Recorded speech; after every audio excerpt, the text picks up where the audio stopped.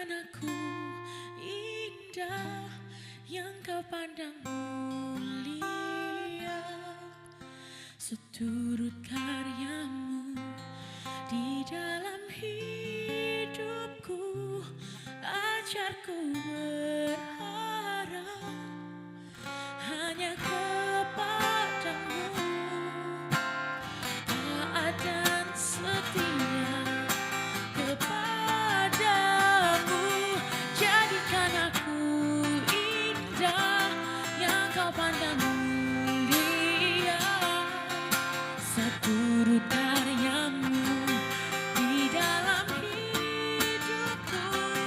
Ajarku berharap hanya kepadamu, taat dan setia, taat dan setia, taat dan setia kepadamu, Tuhan.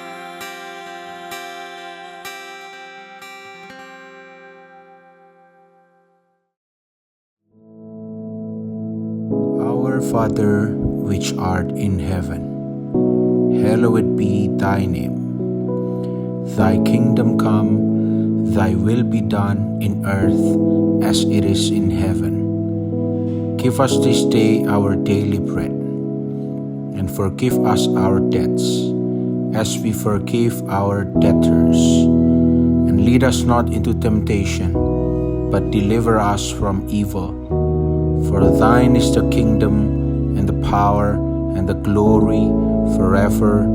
Amen.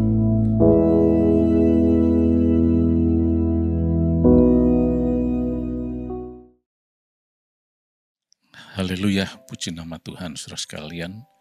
Mari pagi hari ini kita terus belajar dan merenungkan firman Allah sesuai dengan apa yang Tuhan mau, yang diinstruksikan oleh Tuhan Yesus sendiri, yaitu mengikut Dia, memikul salib dan menyangkal diri. Saudara sekalian, seringkali kita dalam kehidupan ini, kita lebih memilih sesuatu yang spektakuler, sesuatu yang membuat kita ternama lah, dan sebagainya. Padahal sebetulnya kalau kita lihat dari apa yang Tuhan Yesus ajarkan, mengikut Yesus, cuma mengikut, bukan memimpin Yesus. Nah, seringkali kita tidak terlalu memahami masalah mengikut Yesus ini. Kita menganggap diri kita ini orang yang super, yang harus diistimewakan. Itulah sebabnya Tuhan Yesus katakan, ayo mikul salib, menyangkal diri, supaya kamu tiba pada hari depan yang penuh harapan. Akan tetapi kita seringkali lebih fokus kepada siapa kita, somebody. Padahal harusnya kita ini nobody, cuma ngikut kok. Nobody. Deretan prestasi sekalipun yang kita capai, itu adalah hasil dari mengikut Yesus. Tapi dunia lebih menekankan dan fokusnya pada achievement, pencapaian diri sendiri. Aku. Itulah sebabnya Tuhan katakan menyangkal diri, memikul salib. Nah, mari saat ini kita melihat sebuah contoh. Seorang yang sebetulnya bisa dikatakan juga terkenal, dikenal, tetapi dia, kalau kita telusuri, achievement-nya itu cuma gara-gara karena nurut saja. Pencapaiannya itu pencapaian karena nurut. bukan karena siapa dirinya, bukan karena kehebatan dirinya. Orang itu adalah Yosua. Dan dia punya teman namanya Kaleb. Tapi kali ini kita akan lihat Yosua ini. Untuk itu mari saya ajak saudara membaca di dalam kitab Yosua pasal yang ke-24 ayat yang ke-15. Tetapi jika kamu anggap tidak baik untuk beribadah kepada Tuhan, pilihlah pada hari ini kepada siapa kamu akan beribadah. Allah yang kepada nenek moyangmu beribadah di seberang sungai Efrat, atau Allah orang Amori yang negerinya kamu diami ini. Tetapi aku dan seisi rumahku, kami akan beribadah kepada Tuhan. Nah, sampai di sini pembacaan kita. Di dalam ayat yang ke-15 ini, Yosua memberikan suatu statement yang di dalam bahasa aslinya dikatakan Anochi ubeti na'avad et Adonai. Dari akar kata avad yang berarti mengabdi. Jadi Yosua itu mengakui bahwa dia sebetulnya adalah abdi dari Allah sendiri. Dia bukan tokoh sentral, tapi dia hanyalah abdinya Tuhan. Itulah sebabnya dikatakan Anochi ubeti na'avot et Adonai. Avad, abot, abdi. Yosua ini padahal seorang pemimpin besar sebetulnya. Tetapi dia menyadari dirinya sebagai pengikut Allah. Dia adalah seorang abdinya Allah.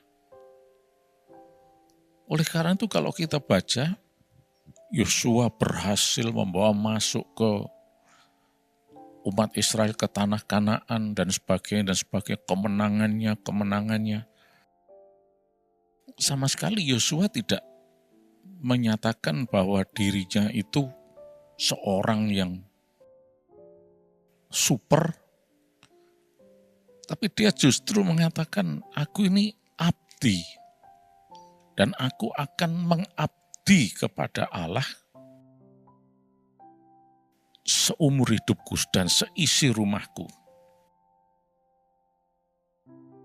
Kita tahu bahwa Yosua ini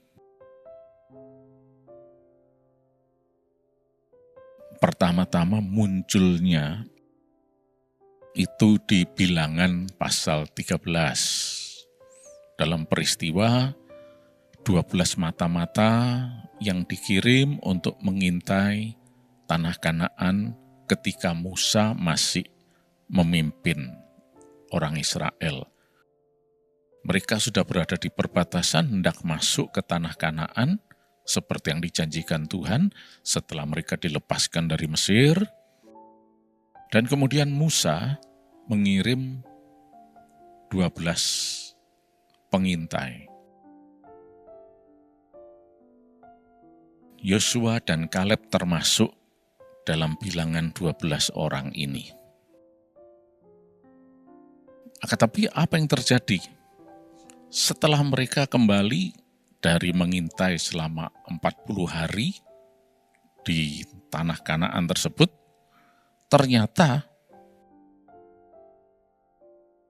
berita yang disampaikan itu split. Dua versi. Versi pertama itu dari 10 mata-mata yang mengatakan bahwa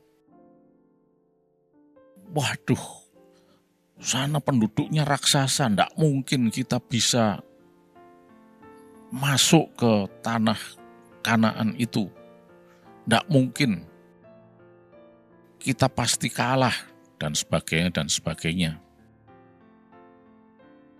Dan sampai semua bangsa itu nangis, meratap-ratap, marah, bersungut-sungut, dan sebagainya. Karena mereka beranggapan, wah sudah habis harapannya semuanya. Sudah tidak ada harapan lagi untuk bisa sampai ke tanah Kanaan.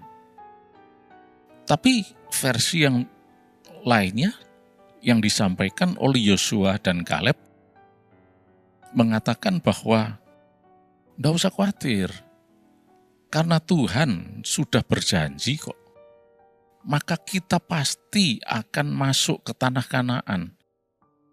Nggak usah khawatir.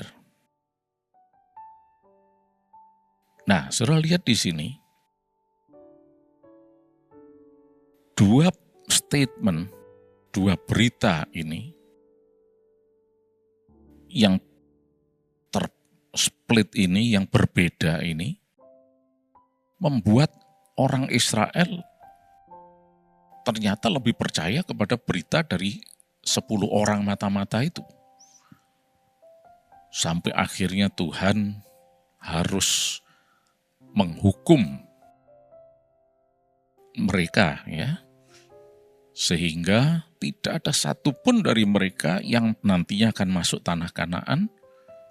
Semuanya mati di padang gurun selama 40 tahun. Ya.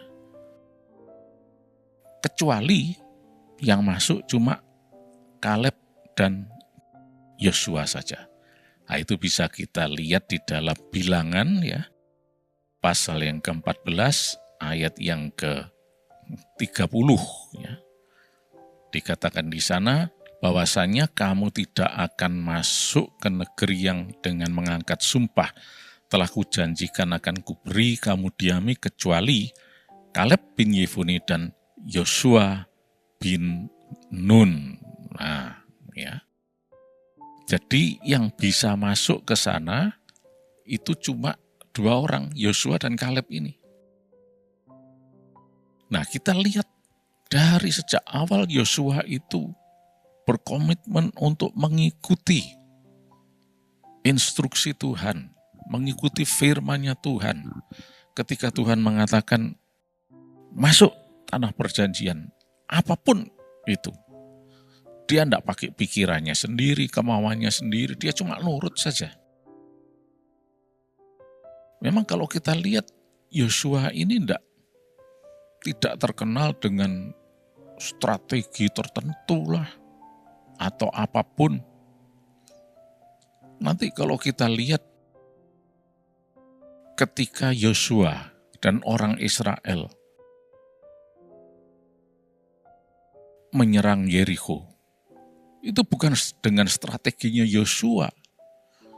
Dia mengumpulkan para pimpinan-pimpinan, kapten-kapten, dan sebagainya, atau jenderal-jenderalnya.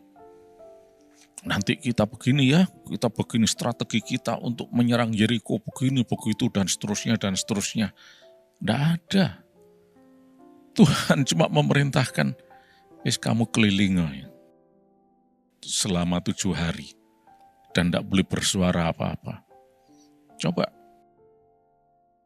kalau kita mungkin ada di tempat ini dan kita lihat, semua orang pasti bertanya-tanya, ini pasukan apa gini nih? Yosua itu pemimpin model apa ini? Kok cuma gini-gini aja?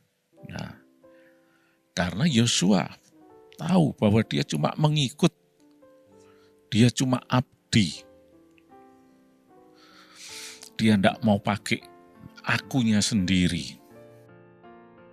Nah, inilah yang menyebabkan dia punya hari depan yang penuh harapan. Kemenangan demi kemenangan dicapai oleh Yosua, bukan karena kehebatan strateginya dan sebagainya. Nah, saudara sekalian, ini yang harus kita pahami dengan baiknya. Karena ketika kita mengikut Yesus, Kalau tidak ada menyangkal diri dan memikul salib, maka semuanya itu sia-sia. Tidak ada artinya. Malah membuat kita kacau balau malahan. Berantakan. Tapi ketika kita sungguh-sungguh mengikut dia, berani tidak pakai akunya sendiri, tidak pakai kemauannya sendiri. Seperti Yosua ini. Lihat, dia berhasil. Nanti kita lihat ya, di dalam pasal yang kelima Yosua, ayat 13-15. Suatu ketika diceritakan begini. Ketika Yosua dekat Yeriko, ia melayangkan pandangnya, dilihatnya seorang laki-laki berdiri di depannya dengan pedang terhunus di tangannya. Yosua mendekatinya dan bertanya kepadanya, "Kawankah engkau atau lawan?" Jawabnya, "Bukan, tetapi aku panglima bala tentara Tuhan. Sekarang aku datang." Lalu sujudlah Yosua dengan mukanya ke tanah, menyembah dan berkata kepadanya, "Apakah yang akan dikatakan Tuanku kepada hambanya ini?" Nah, dan panglima bala tentara Tuhan itu berkata kepada Yosua, "Tanggalkanlah kasutmu dari kakimu, sebab tempat engkau berdiri itu kudus." Dan Yosua berbuat demikian. Coba, Yosua bertemu dengan seorang dengan pedang terhunus. Ya, secara normal pada lazimnya, Yosua pasti akan bertanya, siapa ini? Kawan atau lawan? Seperti dikatakan dalam ayat 13 tadi. Ya, itu sesuatu yang wajar-wajar saja. Tapi ketika orang ini mengatakan, "Akulah panglima bala tentara Tuhan," dalam ayat yang ke-14, apa yang terjadi? Lalu Yosua sujud dan mengatakan, "Silahkan bertitah." Artinya silahkan memberikan instruksi kepada hambamu ini. Loh, padahal Yosua itu seorang pemimpin hebat. Pemimpin seluruh umat Israel yang waktu itu mungkin sudah bilangan mereka bukan sekedar ratusan ribu, bisa dikatakan hampir mencapai juta bahkan. Pemimpin besar, tetapi Yosua tetap mengatakan, "Silahkan, apa instruksinya, apa titahnya." Karena dia tahu bahwa ini adalah, kalau dalam bahasa Ibrani dikatakan sebagai Sar Tseva Adonai. Sar itu bisa diterjemahkan sebagai prince atau pangeran, ya juga pimpinan tertinggi tentara. Tseva itu adalah tentara, soldier. Sar Tseva Adonai. Nah, maka Yosua mengatakan, silahkan berikan instruksi, hambamu ini mendengar.